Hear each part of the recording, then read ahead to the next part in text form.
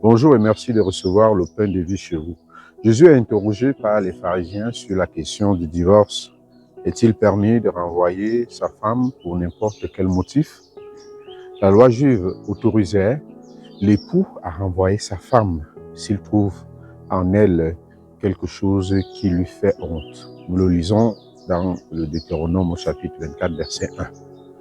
Les pharisiens attendaient que Jésus précise les motifs du renvoi d'une femme. Mais c'est le renvoi lui-même qu'il refuse au nom du projet du Créateur, de Dieu son Père.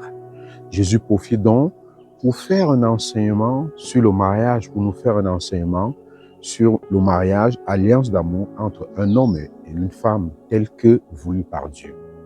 Jésus affirme que le mariage est pour la vie et qu'il existe un célibat pour le royaume. La vie dans le mariage ou le célibat consacré disent que nous sommes capables d'aimer. Ils disent aussi quelque chose de l'amour inconditionnel de Dieu.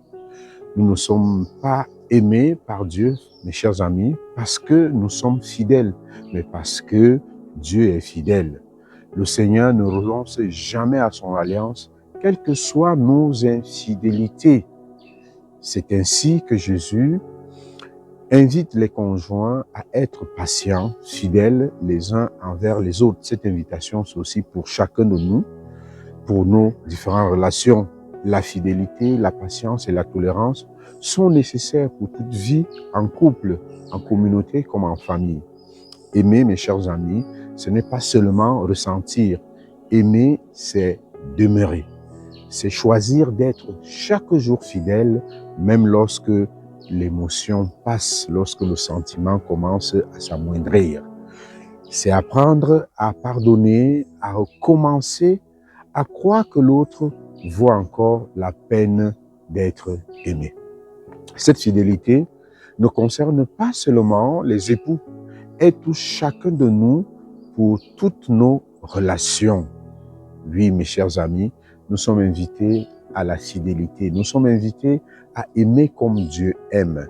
Dieu, il aime avec fidélité, avec patience et tolérance, dans l'espérance que l'être aimé pourrait retrouver l'amour que nos infidélités nous font souvent perdre. À tous et à chacun, nous souhaitons une très belle journée.